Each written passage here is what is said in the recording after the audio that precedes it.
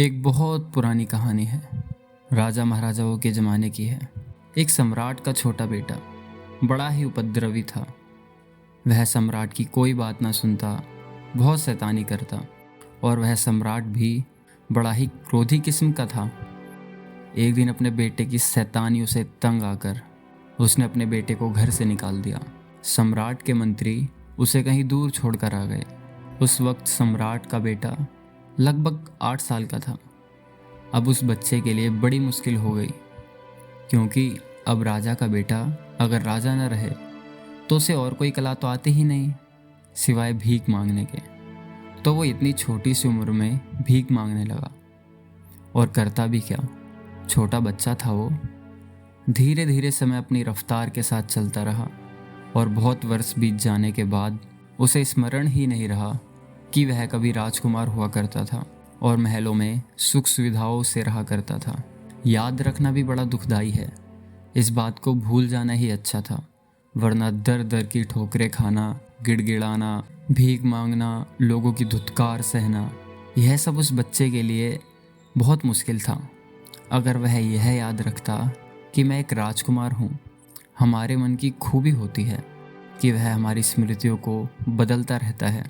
जीवन की परिस्थितियों के मुताबिक परिवर्तन होता रहता है। जो लोग अपनी स्मृतियों से जुड़े होते हैं वह जीवन में कभी आगे नहीं बढ़ पाते, क्योंकि उनकी स्मृतियाँ उन्हें पीछे खींच लाती हैं।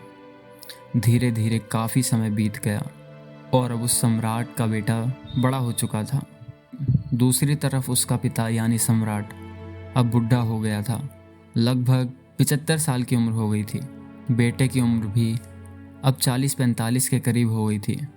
संयोग ऐसा हुआ कि भटकते भटकते एक दिन सम्राट का बेटा एक दिन अपने ही महल के सामने से गुजरा। उसे तो शायद याद भी नहीं था कि यह उसका ही महल है, लेकिन उसके बूढ़े बाप ने खिड़की से देखा और उसे पहचान लिया। अपने मंत्री और दरबारियों को साथ लेकर वह उसके पीछे भागा और कहने लगा, पकड़ो, यह भिखारी तो मेरा बेटा है। वृद्धावस्था में बाप का क्रोध भी समाप्त हो चुका था। पुत्र के प्रति नाराजगी जा चुकी थी और वह उसका इकलौता बेटा भी था। आखिर इस राज्य का उत्तराधिकारी भी था। उस बूढ़े राजा ने अपने बेटे को बहुत ढूंढा, लेकिन उसका बेटा उसे कहीं भी नहीं मिला। संयोग की बात ही है कि वह महल के सामने से भीख मांगते हुए निकल रहा था। सम्राट उसके पीछे अपने दरबारियों के साथ भागा, लेकिन यह देखकर वह भिखारी बहुत डर गया। वह जोर से भागा। सारी जिंदगी में इतनी तेजी से वह कभी नहीं भागा होगा। उसे लगा कि पता नहीं क्या मुसीबत आ गई है।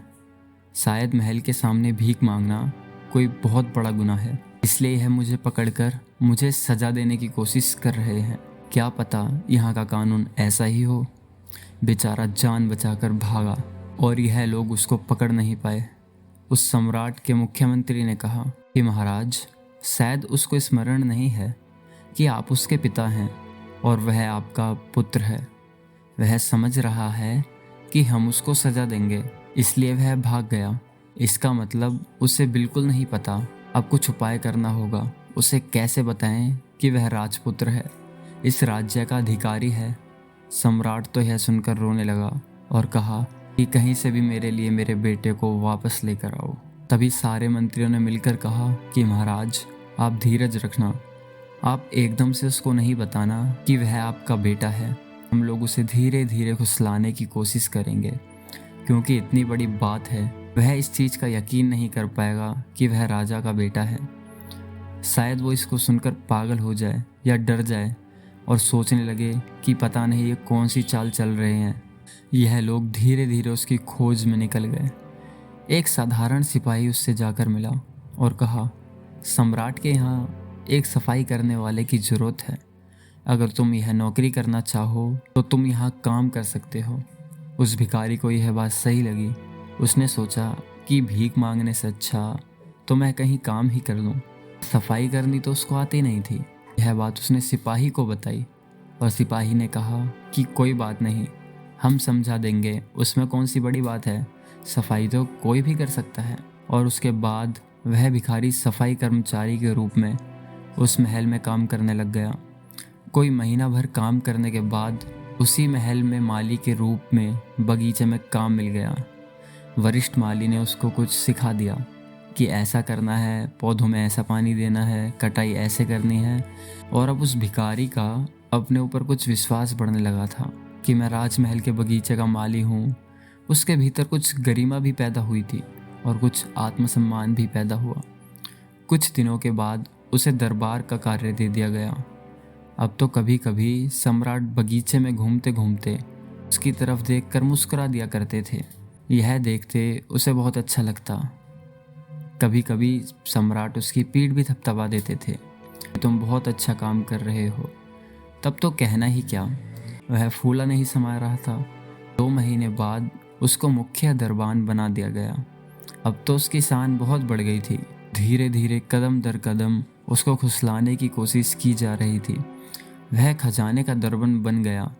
वहाँ की चाबी उसके पास ही रहने लगी। अपनी ही नज़रों में खुद का आदर बढ़ने लगा था। उसे लगा कि मेरी कुछ योग्यताएं हैं, कुछ तो मुझ में ऐसी बात है जो मुझे इस खजाने का खजांची बना दिया गया है। और ऐसे ही देखते देखते एक दिन उसे मंत्रिमंडल में शामिल कर लिया गया और राजा के सलाहकारों में से वह एक हो गया था। उसे अपनी किस्मत पर भरोसा ही नहीं आता था।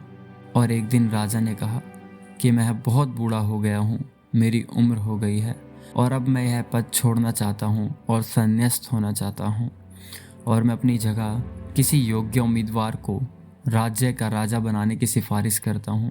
तभी उस राजा ने उस भिखारी का नाम सब लोगों के समक्ष रखा। तो उस भिखारी को समझ ही नहीं आया कि उसका भाग्य इतना अच्छा कैसे हो सकता है, कि मुझ में ऐसा कौन सा गुण है जो लोग यह देख पा रहे हैं। लेकिन कभी कभी उसे शक भी होता था कि ज़रूर मैं कोई गुणवान आदमी हूँ, तभी तो मुझे राजा बना दिया गया। तो उस बूढ़े राजा के आसपास आना जाना काफ़ी बार होता था। एक दिन में 2-4 बार कुछ सलाह मशवरा करना होता और राजा बड़े सम्मान के साथ उसके सामने पेश आता था। राजा के महल के सभी लोग उसे बड़ा प्रेम और सम्मान देते थे। एक दिन सम्राट ने उससे कहा कि मेरा कोई बेटा नहीं है और मैं तुम्हें पुत्र के रूप में देखता हूँ और तुम्हें अपने राज्य का उत्तराधिकारी बनाना चाहता हूँ। तुम्हारे नाम वसीयत लिखना चाहता हूँ। सोचो, उस भूतपूर्व भिखारी पर क्या गुजरी होगी। कहाँ तो 2 पैसे के लिए सूखी रोटी के लिए भीख मांगता फिरता और आज सम्राट बनने का मौका मिल गया था। और एक दिन सम्राट ने उसे अपने पास बुलाकर कहा कि अब मैं तुम्हें सच बता देता हूँ, तुम वास्तव में मेरे ही पुत्र हो, तुम ही इस राजगद्दी के अधिकारी हो। लेकिन तुम्हें एकदम से यह बात कह देते तो तुम्हें यह बात हजम नहीं होती, इसलिए यह 1.5 साल का समय खर्च हुआ। यह बात हम पहले दिन भी कह सकते थे, लेकिन उस दिन तुम तो ऐसे बचकर भागे थे जैसे हम तुम्हें कोई सज़ा देने वाले हैं। उस दिन हम तुम्हारे पीछे तुम्हें बुलाने के लिए भागे थे। उस युवक ने कहा कि आपने अच्छा ही किया। उस दिन तो मैं समझ भी नहीं सकता था, मैं तो सब भूल चुका था, मुझे कुछ भी याद नहीं था। आज आप कह रहे हैं तो मुझे हल्की हल्की स्मृति आती है। राजमहल की दीवारों को देखकर, खिड़की दरवाज़ों को देखकर लगता है कि पहले भी कभी देखे हुए हैं। साफ साफ तो नहीं, लेकिन धुंधली धुंधली स्मृति आती है। जब वह युवा सम्राट बन गया और गद्दी पर बैठ गया, इसके बाद भी उसको रात को कभी कभी सपने आते थे। वह सपने में भी भीख मांगने लगता था। अपने सपनों में लंबे समय तक, कोई 4-5 दशक उसी भांति उसने जीवन जिया था। दिन में तो वह सम्राट हो जाता, लेकिन रात में फिर से सपनों में भिखारी हो जाता। उसको बहुत डरावने सपने आते कि वह कहीं भीख मांग रहा है और लोग उसे धक्का मारकर वहाँ से हटा रहे हैं और कोई उसे अपमानजनक शब्द कह रहा है। उसे बड़ी ही तकलीफ़ों के दिन याद आते हैं। वह सपनों में, दिन में तो सम्राट हो जाता है। चेतन मन तो उसका मान गया कि वह सम्राट है। वह भी 1.5 साल में माना था, धीरे धीरे एक तरकीब से माना था। नहीं तो उसके तन मन को मनाना भी बड़ा ही मुश्किल था। लेकिन अब चेतन मन पिछले 45 सालों का, वह कैसे माने। वहाँ जो रेखाएं खींची थी, जो शक्तियाँ पड़ी थी, वह बहुत प्रगाढ़ थी। अपने बेटे की यह हालत देखकर उसके पिता ने एक इंतज़ाम किया। उन्होंने एक सन्यासी को बुलाया और उसकी समस्याएं बताई कि दिन में तो यह राजा जैसा व्यवहार करता है, लेकिन सपने में फिर से भीख मांगने लगता है। रात भर दुखदाई सपने देखता है। इसके जीवन की कहानी 2 हिस्सों में बट गई है। उस सन्यासी ने कहा कि थोड़े से सम्मोहन के प्रयोग इसके ऊपर करने होंगे। अवचेतन मन तक की धारणा बैठानी होगी कि यह सम्राट है। अवचेतन मन को भी यही लगता है कि यह भिखारी है। उस सन्यासी ने कोई 3 महीने रोज उस पर प्रयोग किए होंगे। उसको योग निद्रा की अवस्था में ले जाकर सुझाव देता कि तुम सम्राट हो, भाव करो कि तुम सम्राट हो, तुम सम्राट हो। रात को सोते समय वह प्रयोग करता, यही भाव करते करते उसे सुला देता। चित्रात्मक रूप से उसको यह दिखाने की कोशिश करता कि तुम सम्राट हो। विशेषकर रात को सोते समय वह यह प्रयोग करता था कि धीरे धीरे यह धारणा उसके भीतर बैठती गई और सम्राट होने की धारणा भीख मांगे होने से ज़्यादा मजबूत हो गई। कोई 2-3 महीने का समय लगा होगा, तब जाकर अवचेतन मन के वह पुराने सपने समाप्त हो गए। सुनने में यह कहानी विचित्र लगती है, लेकिन हम सब की भी यही कहानी है। हम सब परमात्मा स्वरूप हैं, हमारी आत्मा स्वयंवरम है, लेकिन हम भूल गए हैं और लंबे समय तक भूले होने की वजह से एक साधारण इंसान अपने आप को समझने लगे हैं। अगर आज कोई तुम्हें कहे कि तुम ही परमात्मा हो, तो स्वीकार करना बहुत मुश्किल हो जाएगा। तुम हंसने लगोगे, तुम इसे मजाक समझोगे, क्योंकि हमारा अवचेतन मन अपने आप को एक साधारण इंसान समझने लगा है।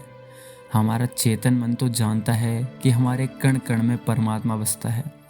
हर आत्मा ब्रह्म स्वरूप है, लेकिन फिर भी कोई हमें कहे कि तुम परमात्मा हो तो यह हमें मजाक लगता है, क्योंकि हमारा अवचेतन मन उसको स्वीकार नहीं करता। अगर हम योग निद्रा में जाकर कुछ प्रयोगों के माध्यम से अपने अवचेतन मन में कोई भी धारणा स्थापित कर लें, किसी भी तरह की धारणा स्थापित कर लें, जो भी हम अपने जीवन में पाना चाहते हैं, आनंद, खुशी, फिर धन दौलत या कामयाबी, सफलता, कुछ भी, अगर योग निद्रा में जाकर ये प्रयोग किया जाए तो कोई भी काम, कोई भी सफलता बड़ी आसानी से प्राप्त की जा सकती है। बिस्तर में जाने के बाद और सोने से पहले, जब हम आदि निद्रा में होते हैं, जब हमारा दिमाग बड़ी ही आसानी के साथ सम्मोहित किया जा सकता है, उस वक्त अगर हम अपने दिमाग में यह मंत्र दोहराते रहें कि जो मैं करना चाहता हूँ वह मुझे करना है, या जो भी हम हासिल करना चाहते हैं उसे मंत्र की भांति उस सम्मोहन वाली मनोदशा में हम दोहराते चले जाएं, तो कुछ हफ्तों के प्रयोग के बाद ही हमारा जीवन एकदम से परिवर्तित हो जाएगा। आप इस प्रयोग को ज़रूर आजमाएं, और अगर अवचेतन मन के बारे में आपको और कोई भी जानकारी लेनी है तो कमेंट सेक्शन में कमेंट करके ज़रूर बताएं। अगर आप चाहेंगे तो आगे भी हम अवचेतन मन के प्रयोग पर अपनी वीडियोस बनाते रहेंगे। तो कैसी लगी आज की कहानी हमें कमेंट करके ज़रूर बताएं, और अगर आप भी इस चैनल पर नए हैं तो हमारे चैनल को सब्सक्राइब ज़रूर करें।